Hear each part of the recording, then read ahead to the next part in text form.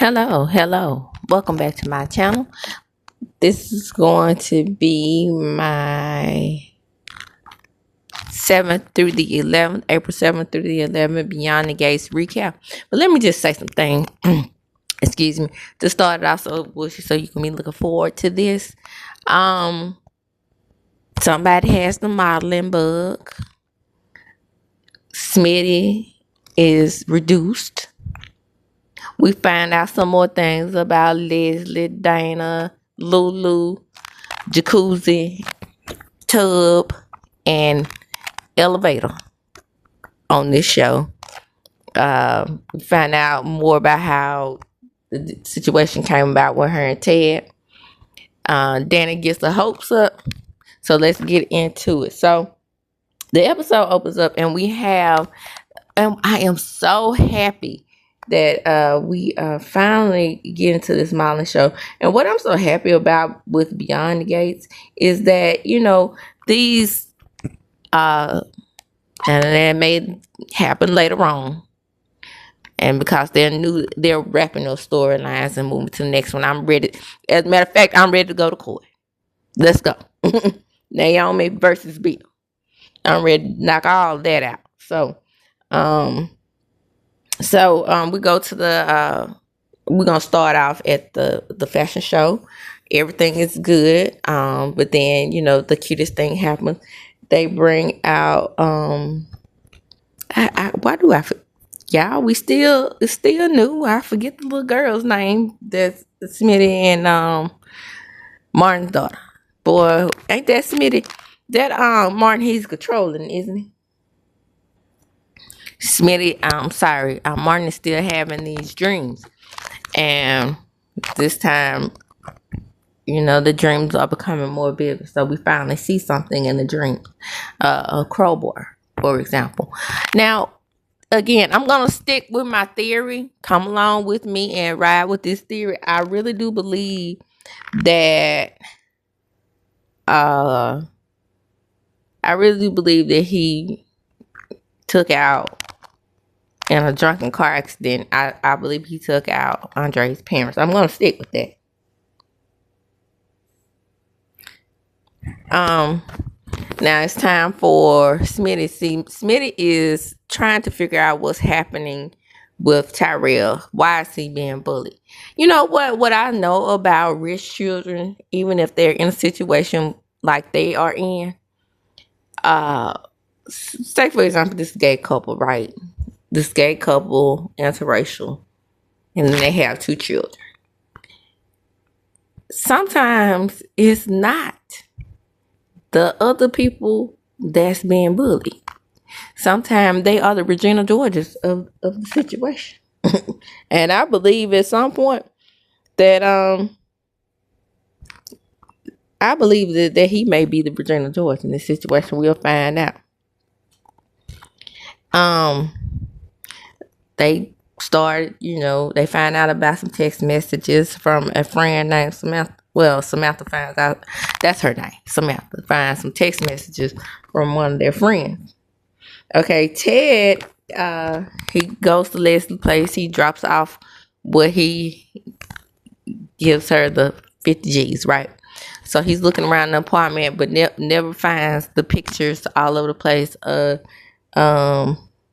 Leslie and all her personalities and evil. Now, we need a good villain on the show. I feel like that she may end up being like a Sheila Carter.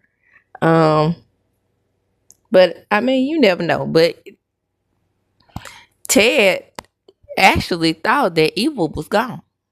That she went to the heavenly chop shop, where babies go. Because she told Ted that's what she was gonna do. And the thing about it is that she's put these notions into Eva's head. But see, if I was a child that came out of an affair, I would wonder. I was like, wait a minute. If he thought that I was gone by extortion, put a B where I had S, why did he take care of his other children? Why does he think that this happened And was it my mother's idea to do this? Now we find out Mona goes to see Laura. Laura's been in the hospital ever since the show came on. Ever since that she got ran off the road, she's just been in the hospital over and over again. So she's beginning to recover, and we got to sabotage that. No way. We got to keep my daughter still working there, which makes no sense because Eva could still do other things, and they still keep an eye on Nicole. It's not coming together in my mind as to why it's so important for Eva to work for Nicole. She could work anywhere in the town. They're in the town now, and still, keep an eye on Ted. It's Ted that they're after. What's the point of digging around in Nicole's files?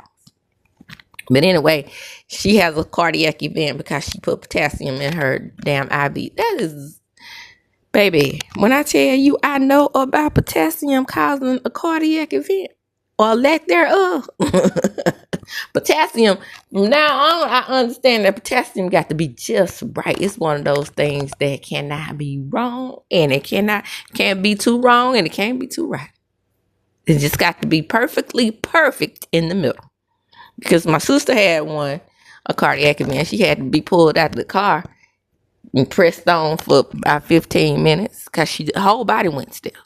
Then for me, what happened is sped up my heart rate. And I was diagnosed with tachycardia. So, baby, you can't play with that potassium. And the thing about it, though, what confuses me about potassium is you really don't get any like warning signs. It just creeps up on you real quick. But I think that I hated that whole situation. I'm so sick of this woman sneaking around, getting away with things, and even though she don't have her silk press, well, she looks beautiful with that silk press because that's how she wears the hair on the family business. But even if she don't have her silk press, child, what is the problem with them not seeing her damn face, even if it is hidden by various wigs? I'm like, this lady was at the damn event, Nicole's event. This lady had climbed up on the damn roof of the hospital. But yet when she's Lulu, nobody can see that she's the same person. Or when she down at the Orphan Jeans, when they at the diner, nobody can see she's the same person. This is coming out real weird, y'all. Now, down to the Dupree Machon. We have Anita and Vernon, and they're talking about Martin's ass. How they keep rescuing him from himself. And how the finding out about whatever secret they have that Bill knows could be devastating for the family. Now, but he's ambitious and rude and is determined to be more than just a senator or more than just a person in the House of Representatives. He wants to be the first black gay president. Now let's be realistic here. They wouldn't let that white lady be president. They wouldn't let that half black lady be president who was married to a white man. So they barely let the half black man who's married to a black woman be president. So how this gonna work out? I would love to see it. I would love to see it, even if it is just on the show. Now let's go on to the fashion show, and we down there around there at the fashion show, and Danny is just super transfixed on her failing Chelsea as a parent. No, you didn't fail her as a parent. We have told you and over again. Stop living through your daughter, girl. Move on and get on with the get on. Now, let me just say this in my analysis, okay? Danny can still model. She can do print work. I think Cynthia does still models. Tyra does some modeling here and there. She throws on her angel wings every now and then. That might be a little tight. But Danny still got it, right? Danny still has the model figure. So stretch your ass on down that runway, girl. You ain't with Bill no more. That could give you some purpose. Even if you're just modeling locally for local businesses, just like this charity event. And it was Leslie Dana and all her personalities at the charity event? I can't recall. Maybe I'll find out as I watch along with you all in this watch along. You know, remember these are weekly recaps, and every little detail is going to be by me rewatching with you all as I'm doing the recap. So the models are underway, and instead of Samantha just being Chelsea's assistant, she decides to give her a beautiful dress. Anita donates a dress from her collection when she was a singer, and she's not worried about a thing because Verna's gonna bet on the dress. And as the showstopper, we bring out Samantha. Baby, when I tell you Samantha hit that corner, beautiful. Beautiful, beautiful, beautiful. Ken and Tomas do their thing. The guys grill Tomas, and it's so cute how they say, you know, Tomas is like, do I have to be worried? Kat is a good girl. We know she's a good girl, but it's not Kat that we're worried about. It's you. I know that's right. Kat got that personality where you know you gonna feel her presence. She's very outspoken and strong-willed, and that's why she can't give up on really feeling in her gut that it's something up with evil. Now we start Wednesday's episode, and we're at the hospital, and he's up to his Andre is up to his usual antics. He's filming the ladies, and they're being standoffish from him, and he's trying to figure out what's the problem. What did I do? So being that the nurses were being standoffish from Andre, he's trying to figure out what happened, and the only footage he managed to get is when Ashley gets in trouble. Oh, Ashley's back. I'm gonna tell you the scenes, and every soap has to have them, right? But the scenes that get on my nerves the most is the scenes with Jacob and that damn wayward cop. You know, by the way, he's a cop on Ruthless. Maybe he was a cop at one time in real life. When they play roles like that over and over again, it seems like that's what they have done in their past. But anyway, those things at the hospital. Oof.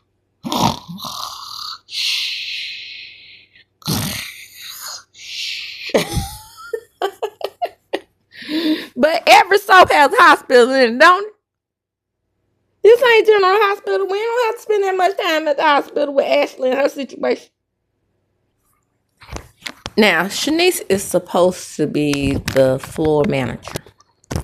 But yet and still, she didn't know about a new nurse. She's supposed to know the comings and going.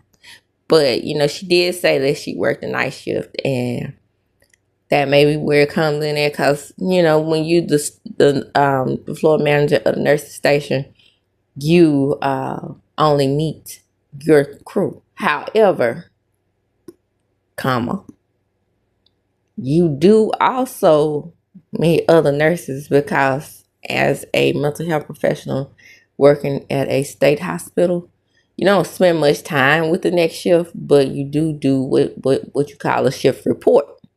And in those shift reports, they learn whatever nursing staff was on duty the night before or for the upcoming shift. So I'm not sure why that doesn't come into play in these writers' minds, because what we do as people who worked in these fields before, we do analyze, and we do want to see some I's dotted and some T's crossed. We understand that this is a soap opera, but at the same time, we just looking at this like the way she's moving in these spaces, it just seems unrealistic that nobody has noticed that she don't fit. So all the modeling is over. Danny has done a great job, and Chelsea goes to see Samantha. And Samantha is so into it now. She just wants to be a model, and she's telling Chelsea that she wants Chelsea to look out for and be her manager, and she's ready to get into modeling while in school. Now controlling Martin is not gonna go for this. And he's probably gonna bring Chelsea for even putting a bug in her ear, but we'll see. And Chelsea is, she's honest with her. I've had my girls, I've had friends of mine who have almost went on to glory by being anorexic and all these types of things like this, and not being able to fit in the clothes. And it's about the clothes, not the person. And that's what models sometimes have to understand. You're supposed to put the clothes on display. People are not even supposed to know you're there. But and many times models internalize these things, and they have a tendency to have a lot of psychological issues behind it. So she's telling her the underbelly of the modeling world. She's not making it all roses like Danny would. Boy, I have seen so many content creators talk about how Danny bugs out her eyes. She has always done that. If you didn't watch her on Bold and Beautiful, it's just a bug eye thing. Nobody complains about it when Tracy Ellis Ross does. So we get down to Nicole's office, and what do we find in Nicole's office? We still have the hidden camera, and she gets on the cat about you still having the camera there. We talked about this, Cat. I'm not you're my baby, okay? It's nothing that could replace you, but your determination to make Eva look bad is becoming annoying. Now, because Eva is so efficient and she's Johnny on the spot, when Laura comes back, we have to find a position for her. And then Ted encourages her to let Eva work for him. Maybe Nicole. He encouraged Nicole to let Eva work for him. Maybe that's just what Leslie, Diana, and all her other Lulu, and all her other personalities wanted all along. Now let's get into Thursday's episode.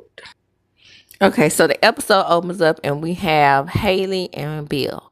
And Haley and Bill are at the country club, and he thinks that he's going to he thinks that he's just going to make this square peg fit into this round hole and make these people love Haley the way he does. Child, bye. She was visiting the country club through you and your ex-wife. So what is that, you're going to make them like them? And I think Bill has some manipulation involved in this because, the people still love Danny. And even though she shot the club up, even though she did that, people were still respecting her. So that's why I think he has some involvement into what's about to occur, because we get to the table with Danny and the director of the program, and she tells Danny, well, all your foolishness and you embarrassed this high and mighty high society club. You think I'm about to sit here and let you remain as the chairperson over the modeling or the clothes? No, ma'am. You embarrassed us. And Danny say, you used me for my talents. You let me put on the fashion show. Now all of a damn sudden, you telling me I'm fired? I'm fired? And she started getting loud. So Haley and Bill are sitting over there reveling in it. Oh, you mean to tell me Miss Perfect Danny is being fired from the country club? Would you think the Duprees are going to let this happen? No, because Bill manipulated the situation, I think. And here's what I think about that. That is awful. I don't give a damn how it occurred. I worked out of town, 36 miles from where I live. Drove there every day. And they decided to tell me that they no longer needed my services after I had worked a full 8 hours. Which now I realized that wasn't such a bad thing because I got paid for that time. But it's such an insult when you do something and you worked hard for these people, and then they tell you they get all the work they can out of you for that day, and then they tell you. And don't think that I didn't walk out the door telling them no. I did just like that. I bugged my eyes out and said, I know damn well y'all didn't have me come up in here work all day when you knew damn well you was gonna get rid of me today. You could have told me that. And I wouldn't have came down here. Because it makes you think like, you could have had a whole day out to yourself. So we're back at the townhouse with Samantha and Papa Smitty. And Papa Smitty says, oh, you did such a wonderful job in the fashion show. And then she says, you know what? I'm thinking about going into modeling. Maybe just like part-time, like a part-time gig. And so she's trying to soften him up to the idea, knowing full well that he may not agree with it. But he does. And that's surprising to her. I told you, girl, it ain't Smitty that you got to worry about. It's that damn controlling ass other daddy you got over there, Martin. Oh, he's so worrisome. So as Martin lays down the law, Samantha says she's doing what she wants to do anyway. She's about to be grown. And she's going to strut her stuff down the damn runway, whether he agrees with them or not. Because we're in Fairmont Crest. So Martin decides he's going to approach Danny. And he's thinking that Danny is going to be on his side because of what happened with her and Bill. But no, she tells him, think about this. You wanted to be in the political world. You want to be in the political arena. That's the way she feels.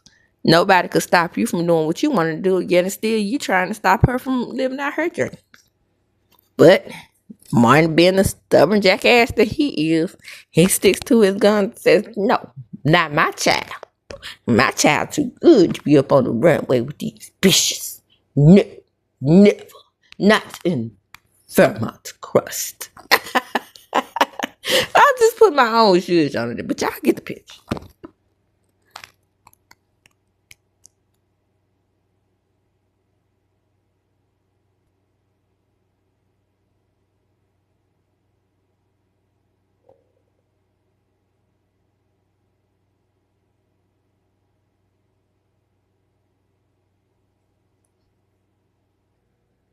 So we go back to the club, and Danny's chewing her mom out because they meet for breakfast or whatever.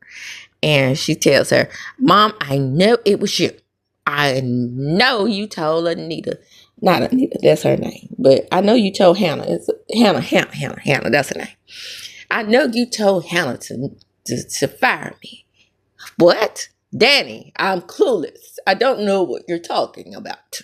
I'm trying to talk like Miss Fairmont Chris. Miss Tamara Tooney. She has that little rasp, but then it's some gruff to it. So, no, Daddy, not at all. I don't have a clue as to what you're talking about. What are you talking about, darling? So she finds out what happened, and she says, I will take care of this. And then Danny says, no, Mom. Don't worry about it. But you talking to Anita Dupree, bitch. Me and my silver locks. And my fine clothes. I used to be a damn singer. And I was married to the great Vernon Dupree. You think I'm about to go over here and let somebody tell my daughter that she's not going to be the head of the scholarship program anymore? I'll tell you what, bitch. I got your number. So she goes to Hannah and she says, look, Hannah, the Dupree dollars, you don't mind spending those, do you? You don't mind having us out in the forefront when you need us. Well, I'll tell you what. Since my daughter Danny can't be a part of the organization any longer, or chairperson of the organization, I withdraw all of Dupree funding, and we'll start our own damn scholarship fund for the people in Fairmont Crest. Juices, bitch. And fame.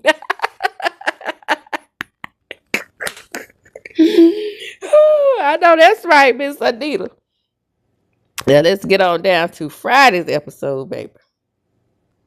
So we started the episode off, and Samantha thinks she has it made, and this thing, you know, Danny pops up, and she's bringing out a portfolio, telling her everything that she needs to do and everything she can do for her.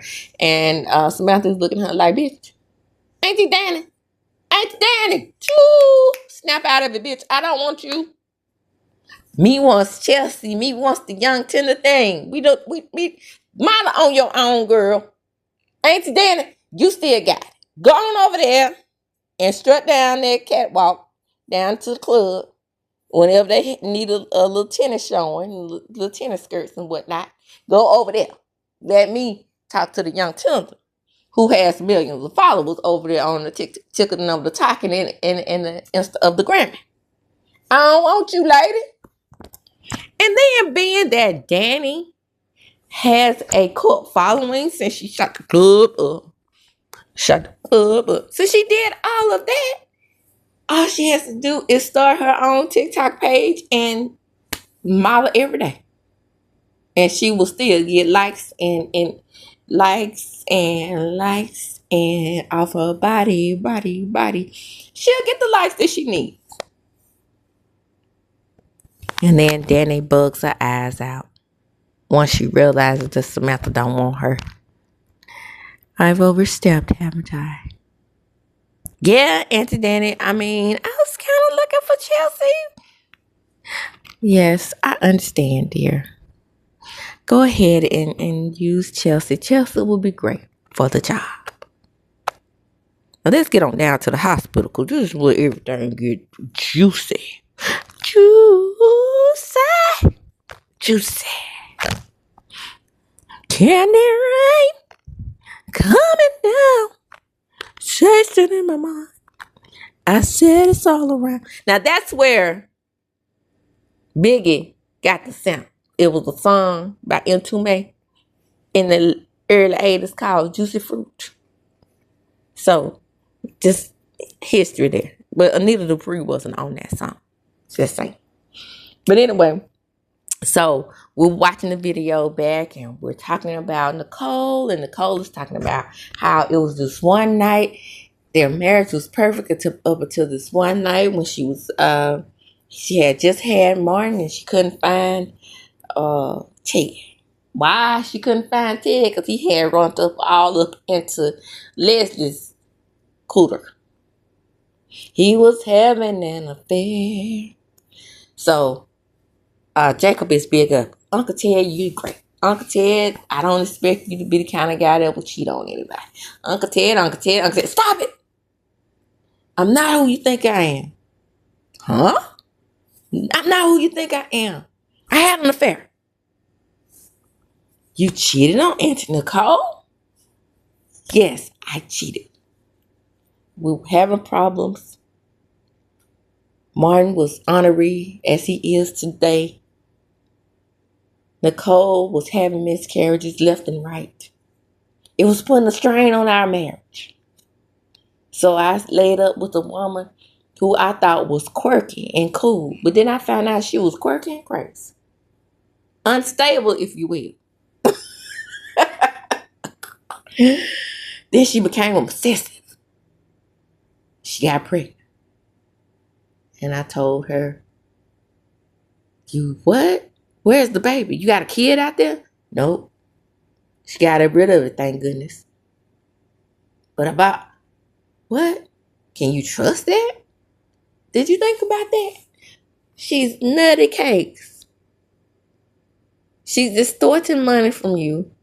And then all of a sudden, Eva appears. Nothing. Oh, child, I was hanging out with my frat brothers, doing what I do. By the way, shout out to the D9 and the HBCUs. I think I have a list of people that went to the HBCUs. I think Samantha went to an HBCU. I think Nicole, I'm not sure what she did, but I do know Leslie, Dana, and all her personalities. She's Delta. I'm not sure if she went to HBCU or not. One of them are makers. I can't remember who's in the maker, but it's not Ted because Ted is an alpha. I think. And maybe Nicole is an AKA. I don't know why I'm assuming that she is. I might be wrong there. And Eva, I think Eva is Greek and she went to a black school too. But that's neither here nor there. It was a list on the homepage showing who all was in the D9 and who all. I think Jacob might be a Q. And I think Vernon is an alpha as well. But hey y'all, big ups that, because we all know that it's good to see black excellence on the TV, even though it's so many interracial relationships up on this show. Speaking of interracial relationships, we have the neglected Vanessa child. She over there with that Joseph. She can't stay away from Joseph. And so, and Doug, he can't stay away from the gambling table. So he over there gambling, doing his thing. They call Doug, and they like, Doug, come on over here. A baby done had an accident, so we need you right away. Doug goes over there, almost take this boy out of the earth because his hands were shaking because he's not sleeping. And this is what happened to me when I was having my anxiety attacks. When you have anxiety and you cannot sleep, you get tremors. And nobody needs to be operating on anybody when they're having tremors. Oh, he calls the dude that's being blackmailed by Joey and all his blackmailery. And he tells him, he's like, man, I'm going to have to get out of this gambling stuff. But some kind of way, I know it's coming up that Joey is going to reel him back in. So we get to Eva, and the final scene, we get to Eva and Leslie, Lulu, and all her personalities. And Eva has figured it out. She figured it out that, I might have not had Ted in my life, but whoever that dude was that was married to Leslie, I guess mistreated them, he was there. But she's figured it out that she's the nurse that put, the little potassium drip into her drip. And she's like, Mama, I just know it was you. And she said, but we got to stick with our plan, Eva. And she gives her the guilt trip. I care for you. Ted didn't want you. I'm the one who became a single mother and took care of you. Don't you realize that? You got to stick with the plan. The problem is the plan. The plan is what's important. It's always about the plan. And nothing is going to stop me from ruining that damn anniversary dinner by announcing who you really are. Because those little Minnie Mouth ass children over there getting everything that you were supposed to get. No, sis, that ain't how I work with the outside children. They don't get everything that the inside children get. That's just the way it is. In case you didn't know. But this is where the episode ends, and we're going to close here. Are you ready? Are you ready for next Monday through Friday's episode? Let's get into it. Let's cheer on ending this damn storyline and moving on to the next thing, the aftermath. Shout out to the aftermath. That's what's going to be my next review on the Real Housewives of Atlanta coming up. And as I do when I close, I'm going to chunk them up. Deuces. But before I do close, don't forget to like, comment, subscribe to this channel. Like, comment, and subscribe, and share. Share the video on various other platforms. Even if you just click on the link, scoot it on out there to your page. You might have 500 followers. Just one of those 500 might click on my video. All right. Deuces.